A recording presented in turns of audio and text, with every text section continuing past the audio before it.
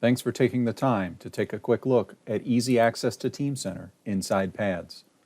Over the next 5 minutes, you're going to see how easy it is to access Teamcenter right inside PADS, to manage the entire PCB lifecycle, quickly find and reuse PADS data from across your design chain, and contribute to a multi-domain BOM.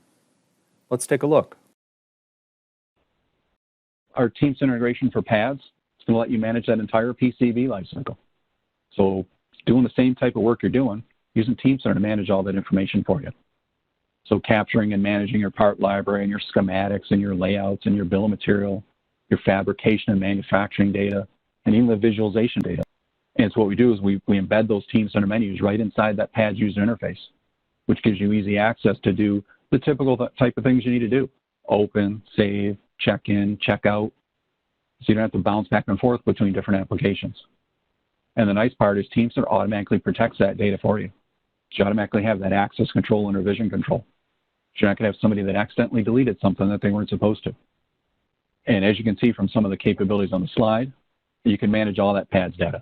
So like I mentioned, even that manufacturing and fabrication data, like the drawings, your Gerber files, your ODB Plus, and so forth. The integration for PADS, the Teamcenter integration for PADS also help you get your library under control. You know, how many part numbers do you have for a 10K resistor? And why do you have so many? Usually it's just, well, it's just kind of what happened, just kind of because. Well, we can help you get that under control. So with part requests, workflows, you can track the revision level of components and even have direct access to those that associated data, like compliance forms and data sheets.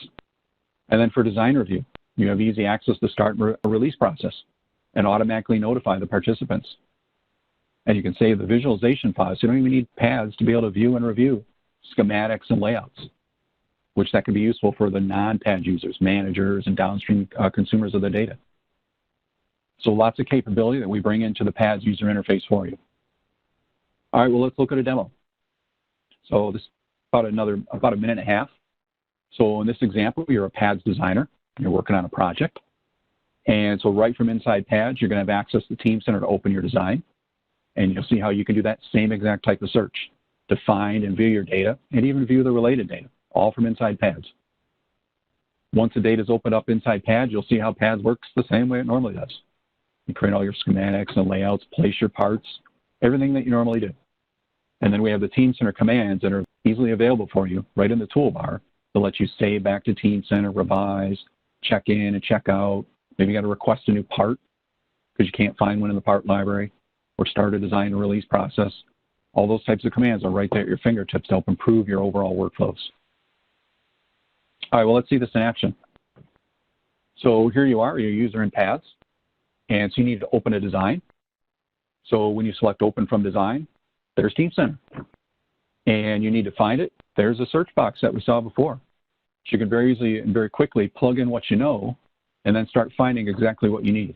You don't need to search multiple file servers or where did I put this particular file, I don't remember. You can very quickly search and narrow down exactly what it is that you're looking for. Once you've found what it is, before you even open it up in PADS, you can investigate it a little bit. You can look at the bill of materials, maybe look at some related documents. If there's a component in that bill of material you want to look at, you can select that component and view some drawings or material spec sheets or any type of documentation that's related to it. You can also see where those components are used. So it's that same type of capability that we brought inside the PADS user interface for you. Now in this example, you're going to open up that PADS design. So you have the project, you open it up, and now PADS works the way it normally does. So at this point, you do all the stuff that you do on a daily basis. Move some parts around, place some components, add some parts from the part library, and so forth. When you're ready to save back into Teamcenter, so there's that Teamcenter menu. I'll pause this here and you look at it. That allows you to very easily save back in or revise or check in and check out. Start a workflow to maybe have this reviewed. All your commands are right there that you can easily kick off from inside the PADS user interface. So PADS work the way it normally does. We bring PDM inside the PADS where you spend all your time. Thanks again for watching Easy Access to Teamcenter inside PADS. You saw how easy it is to access Teamcenter right inside PADS, to manage the entire PCB lifecycle, and contribute to a full multi-domain BOM, all right inside the pads interface you are already familiar with. See more at siemens.com/impact of PLM.